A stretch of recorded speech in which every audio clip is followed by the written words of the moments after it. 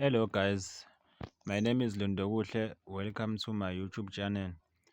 Thanks for tuning in. I'm here to update you on what was happening on Uzalo 8 June 2026. USholuphi ungene esihlobothozi ezinamele nje ephethe ukudla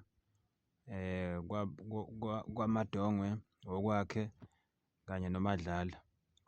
Ufica uMadlala ukhuluma nocingo ukhombela ukuba le nkulumo abayikhulumayo ocingweni ijule kakhulu. Kanti ukhuluma noMajobe waseNdlende lo bekade eqolwa uSholiphi efuna imali yakhe kwisihlobotholi le ubeyikhokhiswa uSholiphi. Uthi eyama-vaccination nama-medical kodwa engafiki kwisihlobotholi ephela kuyena uSholiphi. Meqeda ukukhuluma nefoni nje uMadlala wambuza ngayo le ndaba. Ubani uMajobe? Umani uMajobe? Uthi uyazama ukuchaza uSholiphi olokhu ethi hawu kahleni bo. Ihabe elingaka. Uthe uMadongo esathi nje awufonela amaphoyisa wena sihlobo. Hawu uSholiphi waphuma ngejubane wacela empunzini. uSholiphi ubagijimise umashi wonke lo behambe bethi vimbani isela leli. Yena ekuhamba ethi ngelusa mina egijima ngelusa mina futhi welusa ngempela ngoba uyambona ngendlela agijima ngayo akabashiyi kanje. Abakhona ngisho umfica bayegijimela nje ngathi bayajogena. Umbatha was calling the Refugee Administration Program Desk ngoba efuna ukwazi ukuthi isebenza kanjani futhi ingayingenela kanjani. Wamchazela usisi ukuthi u-USA Refugee Program usetshenziswa kakhulu amabhunu. Kwangena uNora wavele wadrop i-call. Uthe esazama ukumphenya nje ukuthi kwenzakalani. Wathi lutho. uNora-ke wathi wena nje uhlezi uphendula ngo-no. Awukahle. Uhamba nini-ke ukuya kwi-World Cup? Wathi uMbatha on 8 zona lezi akasakhona ngazo la e-Afrika. Waya egumbini lakhe lokulala esezilungiselela kuba yibhunu phela ngoba khona ezokwazi uku-aplya kule administration program.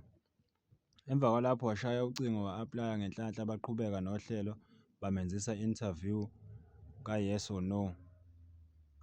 Wasuka lapho waya straight kuVusi lapha kwiMashu FM eyomcela ukuba amsize afike nekhamera kwiVukile ntambama.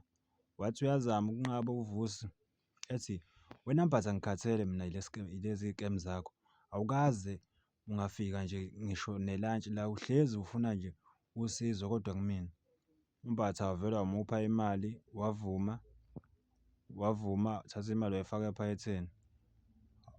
Wasembuza uMbatha awukahle uyabazi labantu abapenda ubuso njengama-celebrity esho ama-makeup artist naye kanti ufuna ukuzipenda bese yashutha ngithi ufuna ubuso bakhe bubukeke njengebhunu ukuze azuze lapha ku-Refugee Administration Program ngoba uveze ukuthi usiza abantu, ufundisa iy'ngane, ubapha ukudla. Manje abantu bafuna ukumbulala phela manje yingakho efona la ufuna ukuphepha yena nomndeni wakhe.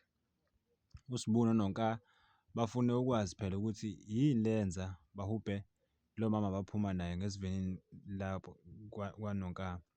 Sebeyachaza-ke ukuthi uqole abantu lapha eNdlende ngegama labo. uSibu kumcasule kakhulu lokho wathi akadingi nje umthandazo lo Hloliphi. Ubani uHloliphi lo? Wena uNonkaya esholo phansi emlungisa. USholiphi Sibu. uMadongo noMadlala bangena endaweni yabo yokusebenzela sebeyagwebhana omunye ukhomba omunye nomunye ukhomba omunye ngokuvumela ukusebenzisana noSholiphi. uMadlala waze wafaka nolili wathi ukhohlakele kabi lo Sholiphi lo. Nami ngangingazi ukuthi uzokhohlakala kanje. Nje ukhohlakele njengengane yakho le uLili. uMadongo kwamcasula kakhulu-ke lokho elokhu ethi nje ngizokuphinda. Ubhizi uyakhuluma uMadlala naye bathethisana lokho ethi uMadongo ngizokuphinda shuthi phela usake wamshaya phela phambilini ngakho emthembisa uzomphinda namanje. Wadonsa isikhwama sakhe waphuma wahamba noMadlala naye waphuma wahamba wamlandela khona lapho kodwa bengakhulumisani. Asibambe lapho kwanamhlanje ngizobuya futhi ngikuphathele okunye okwenzeka lapha kuZalo. Kodwa ungakhohlwa nje bakithi ukudlula lapho uzansi ucindezele u-like bese uyasubscribe noma ungishiyele umbono wakho.